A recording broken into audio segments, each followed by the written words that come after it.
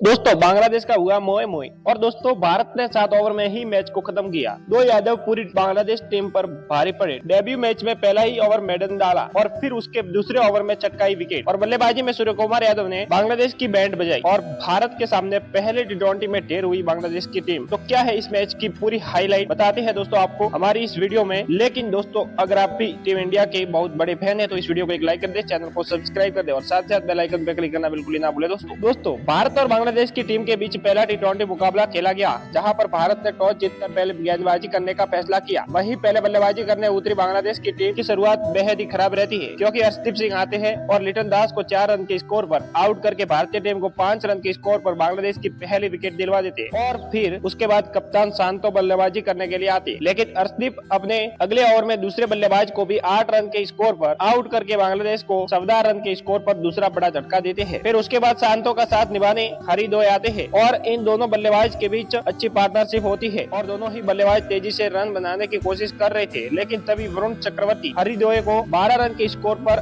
Out करके बांग्लादेश को 40 run के स्कोर पर तीसरा झटका देते हैं। और फिर उसके बाद मोहम्मद उल्ला भी 1 रन के स्कोर पर मयंक यादव का शिकार हो जाते हैं और 43 रन के स्कोर पर बांग्लादेश को चौथा झटका लगता है। फिर उसके बाद कप्तान शांतो का साथ निभाने जाकिर अली आते हैं, लेकिन वरुण चक्रवर्ती उन्हें भी 8 रन के स्कोर पर बोल्ड करके बांग्लादेश को 57 रन के स्कोर पर 5वां झटका देते हैं। फिर उसके बाद कप्तान शांतो का साथ निभाने मेहंदी हसन मिराज आते हैं और इन दोनों बल्लेबाजों के बीच अच्छी पार्टनरशिप चल रही थी। लेकिन तभी कप्तान शांतो को वाशिंगटन सुंदर कॉटन बोल्ड करके 27 रन पर पवेलियन भेज देते हैं। और फिर उसके बाद बांग्लादेश की टीम को 75 रन के स्कोर पर छठा बड़ा झटका लगता है। मेहंदी हसन एक चोर पर बल्लेबाजी कर रहे थे। उसके बाद बांग्लादेश का कोई भी बल्लेबाज दूसरे तरफ से क्रीज पर नहीं टिक रहा था और बांग्लादेश की टीम 19.5 ओवर में 127 रन के स्कोर पर ऑल आउट हो जाती है और मेहंदी हसन मिराज बांग्लादेश की टीम की तरफ से सबसे ज्यादा 35 रन बनाते हैं और वो इस पारी के दौरान नॉट आउट भी रहते हैं। और भारत की तरफ से अर्शदीप सिंह ने 3, वरुण चक्रवर्ती ने 3, वही हार्दिक पांड्या, वाशिंगटन सुंदर और मयंक यादव ने एक विकेट चटकाए और जवाब में 128 रनों के छोटे से लक्ष्य का पीछा करने उतरी भारतीय टीम की शुरुआत बेहद ही ताबड़तोड़ रहती है। संजू सैमसन और अभिषेक शर्मा आते ही बांग्लादेशी गेंदबाजों पर टूट पड़ते हैं। अभिषेक शर्मा शानदार छक्के और चौका लगाते हैं, लेकिन अभिषेक शर्मा और संजू सैमसन के बीच तालमेल की कमी की वजह से अभिषेक शर्मा 7 गेंदों पर 16 रन बनाकर आउट हो जाते हैं और भारत को 25 रन के स्कोर पर पहला बड़ा झटका लगता है। फिर संजू सैमसन का साथ निभाने सूर्य कुमार यादव आते हैं और सूर्य कुमार यादव आते ही ताबड़तोड़ अंदाज में बल्लेबाजी करते हैं। हालांकि सूर्य कुमार यादव ज्यादा देर क्रीज पर तो नहीं टिकते, लेकिन 14 गेंदों पर 29 रनों की ताबड़तोड़ पारी खेलकर आउट हो जाते हैं, जिसमें वो 2 चौके और 3 गगनचुंबी छक्के लगाते हैं और भारत 6 ओवर में 71 रन बना चुका था।